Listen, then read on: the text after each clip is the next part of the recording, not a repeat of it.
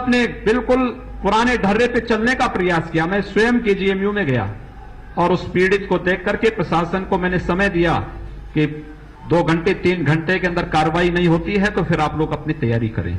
हम इसके बाद कुछ भी सुनने को तैयार नहीं हैं। हम यहां मौज मस्ती करने के लिए नहीं आए हैं। हम लोग 18 से 20 घंटे कार्य करने के लिए आए हैं। जो 18 से 20 घंटे हम लोगों के साथ काम कर सकते हैं वही यहां रहे, अन्यथा लोग अपना रास्ता तैयार कर ले।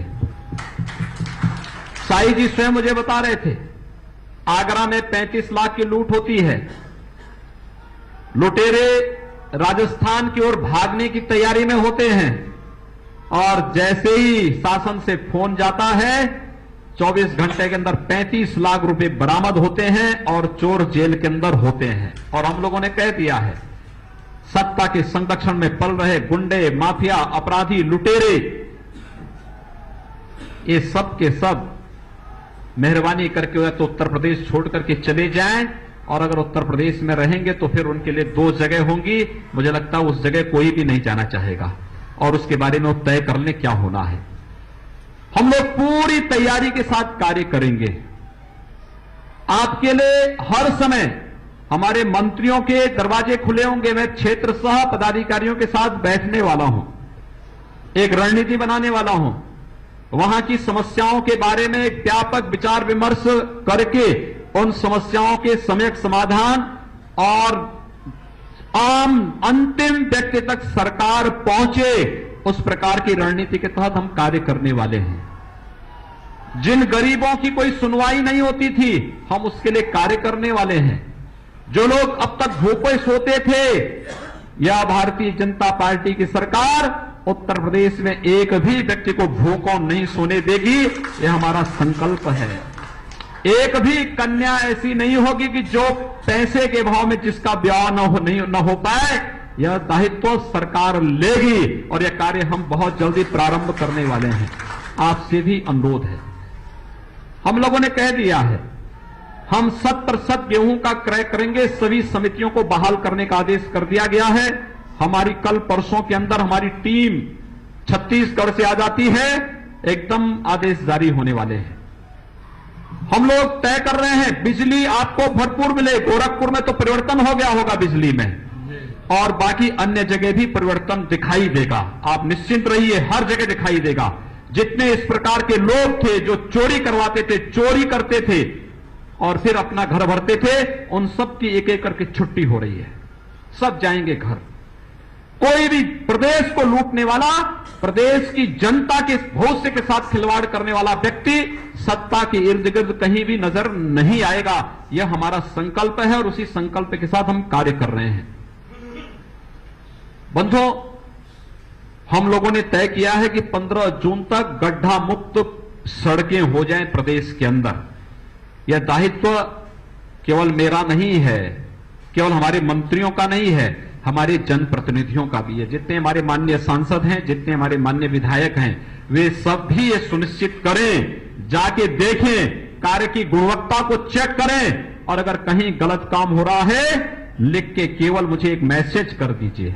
बाकी मैं उसकी सारी अपने आप व्यवस्था करवा दूंगा कि इसके बाद क्या कार्रवाई होनी है।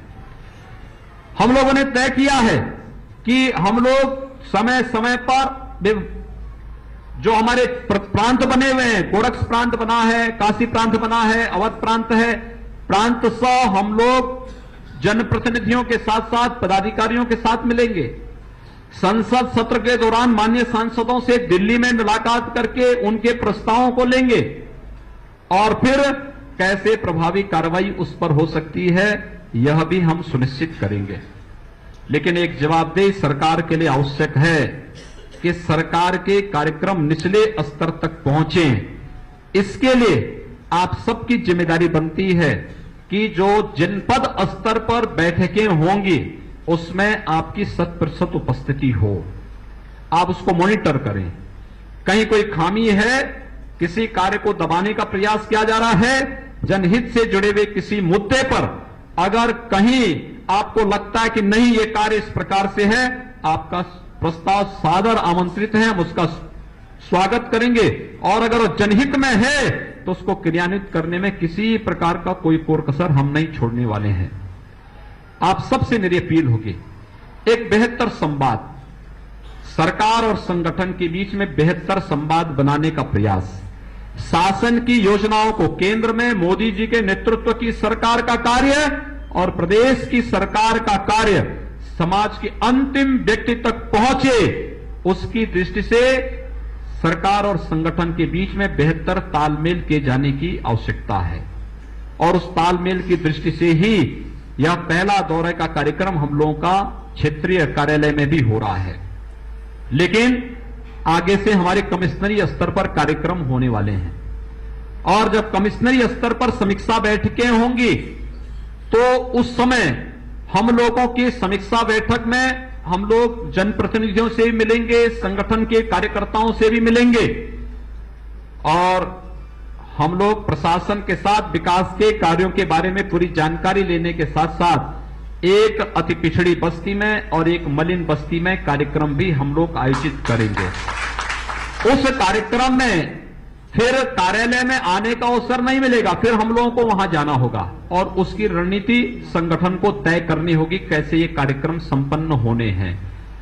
हम लोगों को आने वाले 2 वर्षों में न गर्मी देखनी है, न बरसात देखनी है और न किसी भी प्रकार के अन्य किसी भी प्रकार के प्राकृतिक, चाहे वह सर्दी हो, गर्मी हो, बरसात हो, अनुकूल हो, प्रतिकूल हो, हर प्रकार की परिस्थितियों में रह करके कार्य करना है। और जो मैंने आपसे कहा कि जनता ने प्रचंड बहुमत दिया है, हम खुशी तो मना रहे हैं, लेकिन हमारी जिम्मेदारी और ज्यादा बढ़ चुकी है जनता के प्रति। अपनी उस जवाबदेही का परिचय हम लोग दें।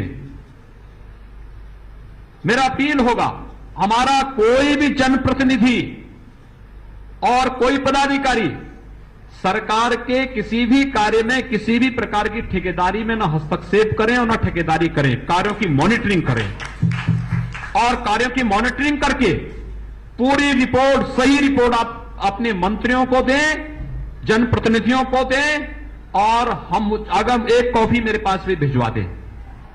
और मैं आपको विश्वास के साथ कह सकता हूं कि कार्य शासन के